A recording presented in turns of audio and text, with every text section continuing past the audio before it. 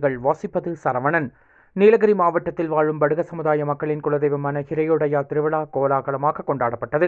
இந்த விழாவில் உதகை தொதநாடு சீமையை தலைமையிடமாக கொண்ட கடநாடு ஹிரையோடையா கோவிலில் 33 கிராம மக்கள் ஒருங்கிணைந்து காணிக்கை செலுத்தி ஐயனை வழிபட்டனர்.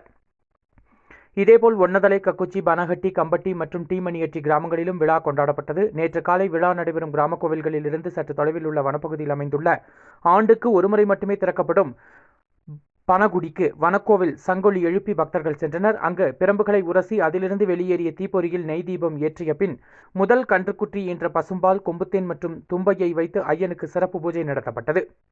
இக்கோவிலுக்குள் பெண்கள் அனுமதிக்கப்படுவதில்லை. குழந்தைகள் மற்றும் ஆண்கள் மட்டும் பூஜையில் பங்கேற்றனர். அனைவரும் காணிக்கை செலுத்தி ஐயனை வழிபட்டனர். பக்தர்களுக்கு பிரசாதம் மற்றும் அன்னதானம் வழங்கப்பட்டது.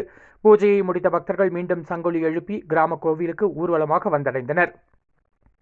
இவ்விழாவின் சிறப்பம்சமாக இன்று செவ்வாய்க்கிழமை கிராம கோவிலுக்கு அருகே அமைந்துள்ள ஹக்கபக்க கோவிலில் ஏற்கனவே வனப்பகுதியிலிருந்து சேகரித்து வந்த மூங்கில் இலைகளை கயிறாக நெய்து புதியதாக அறுவடை செய்து வந்த தானிய வகைகளை கோர்த்து மாலையாக கட்டி ஹரிக்கட்டுதல் பூஜை நடைபெறுகிறது. இந்த பூஜை நடத்துவதன் மூலம் ஆண்டு முழுவதும் மக்களுக்கு உணவு தட்டுப்பாடு இருக்காது என்பது ஐதீகமாக உள்ளது.